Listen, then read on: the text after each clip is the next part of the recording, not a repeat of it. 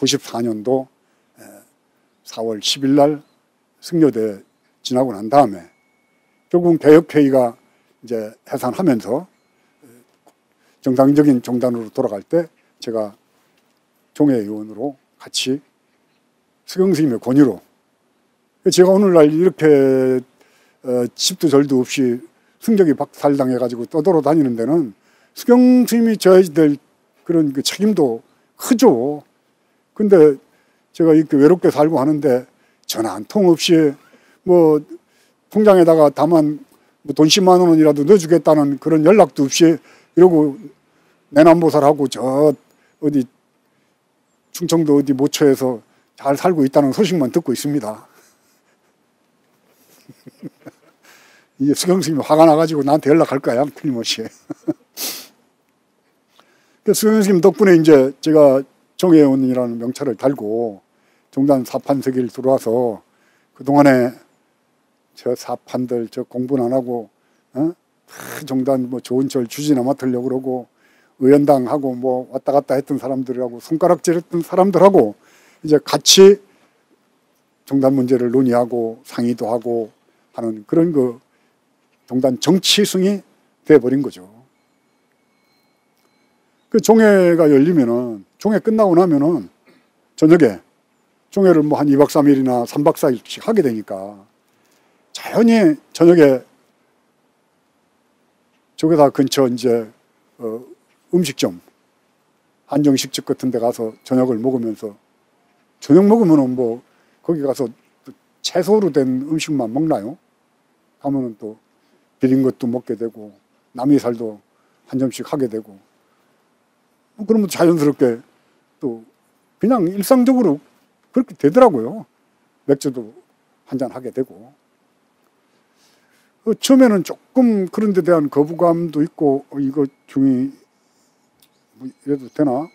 물론 그 27살 77년대 소대가리를 들고 가서 절에서 삶아 먹다가 절에서 난리를 친 일도 있지만은 그거는 스님이 몸이 아파서 약으로 해드린 거기 때문에 그건 소대가리가 아니고 그냥 뭐 우리가 십전대보탕 뭐 무슨 그 육미치왕탕 하듯이 그거는 이제 우골 대보탕이나 뭐 이렇게 되겠죠.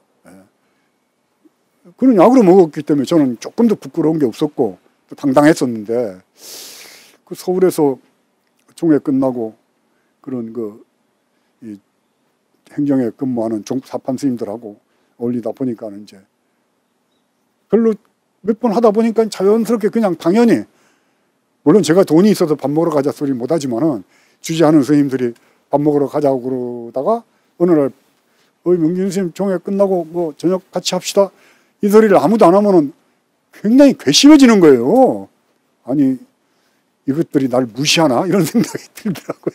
그 사람이 환경이 사람을 변하게 만들더라고요. 저도 그렇게 변해갔습니다. 차츰차츰 변해가다 보니까는 나중에는 또 뭐 선거 같은 거 끝나고 나면은 이겼다고 이제 마이크 잡고 노래 부르는 술집 가자고 그러면 또 거기도 따라가 보니까 그것도 그냥 갈만 하더라고요. 나중에 가다 보니까 이거 재미도 있고 그러다 보니까 제가 권력이 됐어요. 저는 94년도 의원을 내쫓고 종회의원 81명과 본사주지 25명 그리고 각종 위원회 동국대학교하고 관련된 그런 뭐 스님들까지 합쳐서 200여 명 정도가 다 권력을 분산시켜 놓은 덕분에 다 작은 의원이가 된 거죠. 얼마 전에 서의원 소학룡이 뭐 대종사가 됐다고 난리가 났었는데 94년도에 소학룡을 소의원을 내쫓고 총무원장한테 이렇게 딱 모여져 있던 권력을 종회로 다 분산시킵니다. 그래서 종회에서 동국대학교 이사를 추천하는 간접 권한도 갖게 되고 또 토교원장, 교육원장은 종회 그 인준을 얻어야지 됩니다. 또 스님들 감찰하는 기구인 헌법부장도 종회 인준을 얻어야지 돼요. 그 외에 원로의원 추천권도 있고, 그리고 종회는 감사 기능이 있고 뭐 여러 가지 권력들이 종회로 넘겨놓은 거죠. 종회의원 숫자를 많이 갖고 있으면은 그게 권력이 돼버린 겁니다. 지금 뭐 이 자성이 이 종단에서 지금 총무원장은 뭐 본인 말로도 바지저고리라고 그랬지만은 지금 하는 짓 보세요. 상월선언으로 해서 또 동아사에서 서울까지 걸어오면서 조계종의 중심이 지금 총무원장한테 있는 게 아니라 자성한테 가 있지 않습니까? 자성은 본인이 원장 8년 하면서 가졌던 권력을 그대로 유지하기 위해서 종회의원 한 명 한 명을 전부 다 체킹하면서 자기 사람을 만들었던 겁니다. 그렇게 해서 본사주지 한 15개 정도와 종회의원 한 절반 이상을 갖고 있기 때문에 지금 원장이 저항을 할 수 없는 체제를 만들어 놨다고 보는 거죠. 그러다 보니까 각종 위원회 위원장들, 중회의원들, 본사 주지, 이게 전부 서의원인 겁니다. 그 당시엔 저도 서의원이었다라고 이 방송에서 자수하는 거죠. 저도 그런 권력의 하나였었어요. 그 권력이라는 게 어디 지방 나들이를 가면은 본사 주지들이 전화만 하면 쫓아나와서 식사 대접하죠. 갈 때는 또 용채도 넣어주죠. 그 처음에는 막 이게 무슨 소리야 하고 거절하고 안 받고 그랬는데 그게 거듭되다 보니까 어딜 갔는데 넉넉하게 용채를 안 주면은 이 자식이 나를 무시하나? 이 생각이 드는 거예요. 사람이 이렇게 변합니다. 물론 제가 심지가 굳지 못해서도 그렇겠지만 지금은 자성이 걸어가고 있는 행보에 대해서 아무도 그걸 지적하지 않는 거는 전부 그런 권력 맛을 본 사람들이 모여져 있는 것이 종단의 총무원 중심으로 한 종회, 원로까지 마찬가지죠. 지금 저 상월선언이라든가 저 뭐 걷기 같은 걸 통해서 이벤트 행사를 하는데 그것이 부처님 가르침하고는 다른 거야. 이렇게 얘기하는 선언의 수자 스님들이 한 명도 없다는 겁니다. 저하고 같이 종단 적폐청산에 나섰던 허정 스님하고 도정 스님하고 두 분 정도가 그래도 아직까지 중회 정신이 살아 있어가지고 그 문제에 대해서 이것은 부처님 가르침하고 안 맞는 거야. 그리고 제가 불자들 이분들 말고는 지금 이 조계종이 이렇게 무너져 가는 거 아무도 얘기를 안 하고 있는 겁니다. 보십시오. 나눔의 집에서 그 나눔의 집에 그 참 어렸을 때 그게 16, 7살 때 일본 놈들한테 끌려갔던 분들 아닙니까?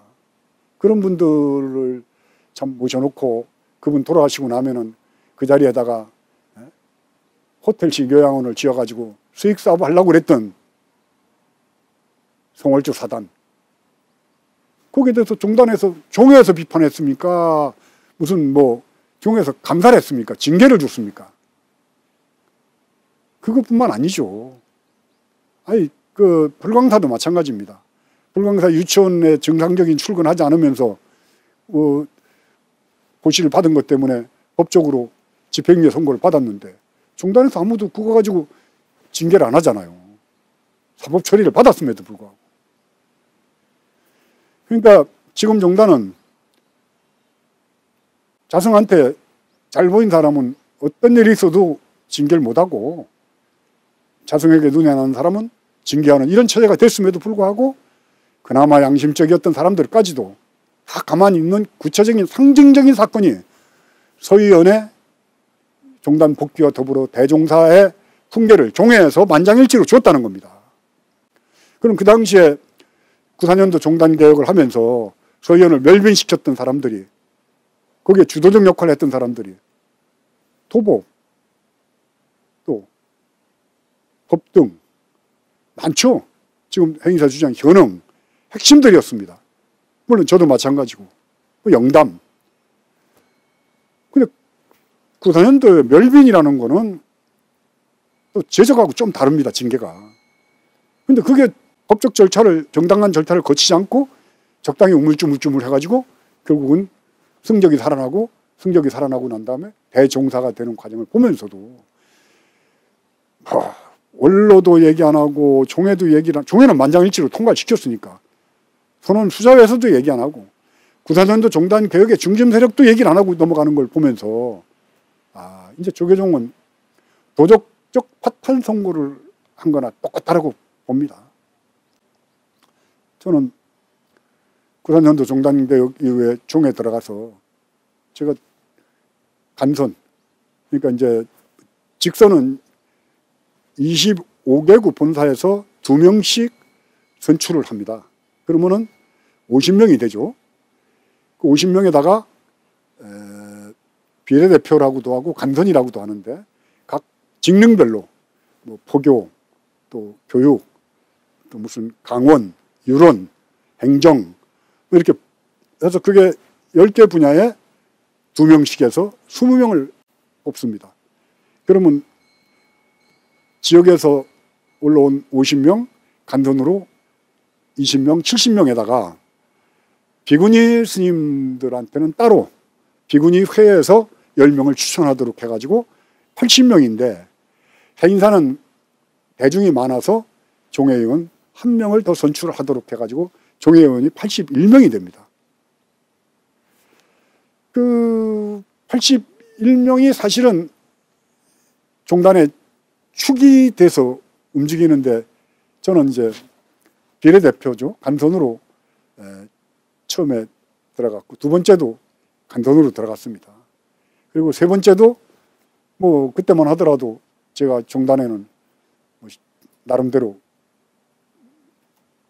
세력을 갖고 있다고 그럴까요? 그랬는데 세 번째 들어갈 때는 그 직전에 뭐 어차피 인터넷이나 이런 데 다 들여다보면 나옵니다만은 룸사롱 사건이 납니다.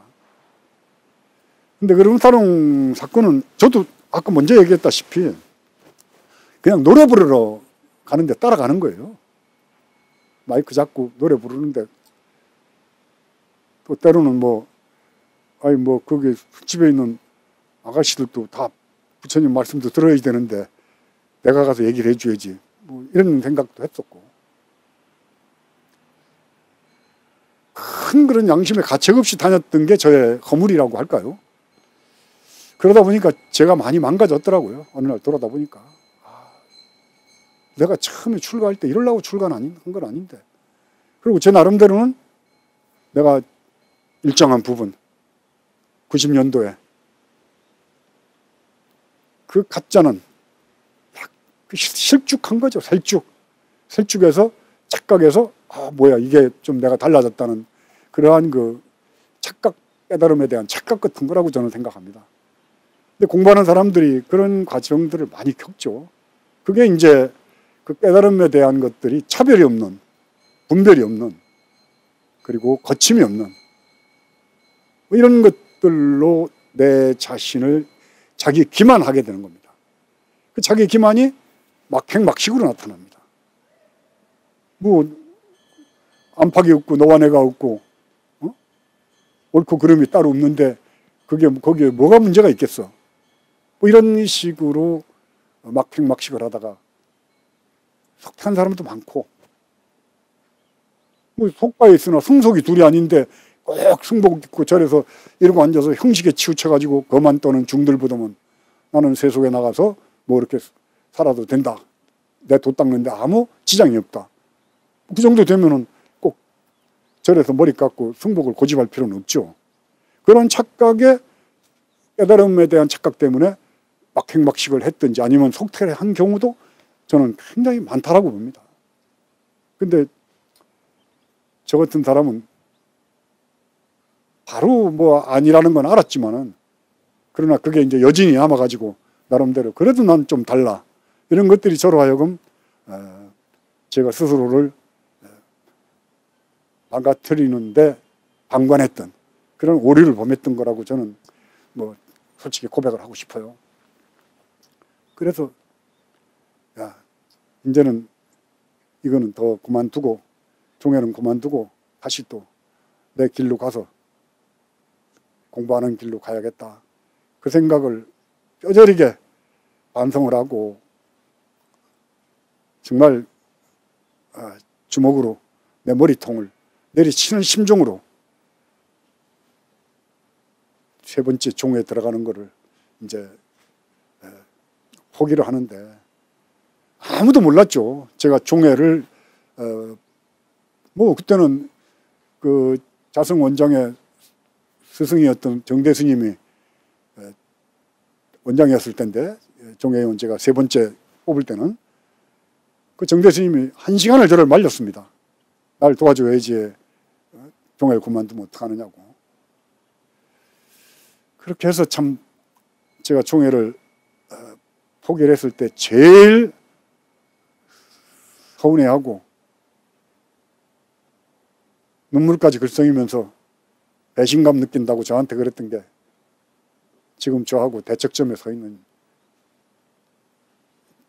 자성 원장이었죠.